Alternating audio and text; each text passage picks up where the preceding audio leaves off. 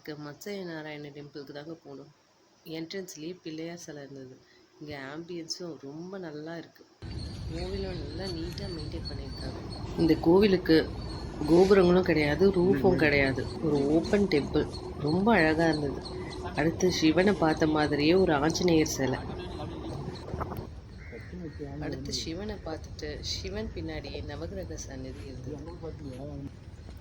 ரொம்ப வித்தியாசமான நவகிரக சன்னதி இங்கே அமைச்சிருக்காங்க. நல்ல இன்னோவேட்டிவாக மலை வடிவத்தில் ரொம்ப அழகாக இருந்தது. என் பொண்ணுக்கு ரொம்ப பிடிச்சிருந்தது நவகிரக சன்னதி.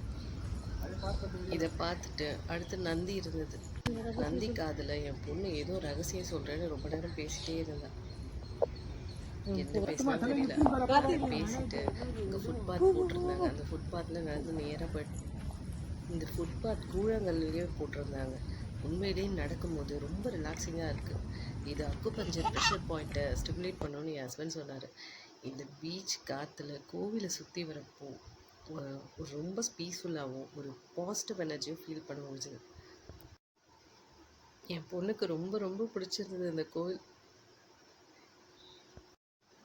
என் பையன்தான் வீடியோ எடுத்தான். ஸோ அவன் ஆர்டின் காட்டிகிட்டே நடந்து வந்துட்டு இருந்தான். என் பையனுக்கு இங்கே குட்டீஸ்க்குன்னு ஒரு தனி செக்ஷனே இருக்குது.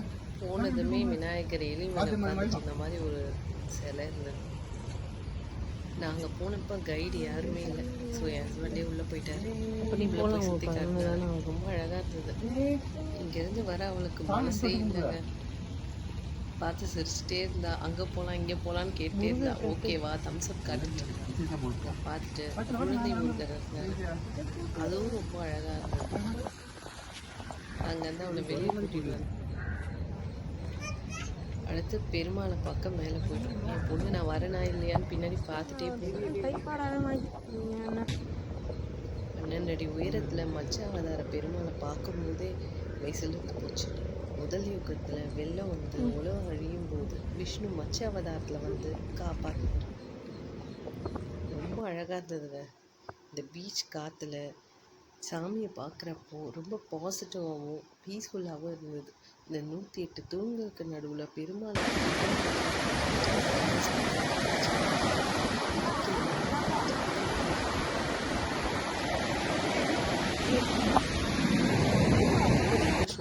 குட்டீஸ்க்கு ஒரு என்டர்டைன்மெண்ட்டாகவும் இருந்தது.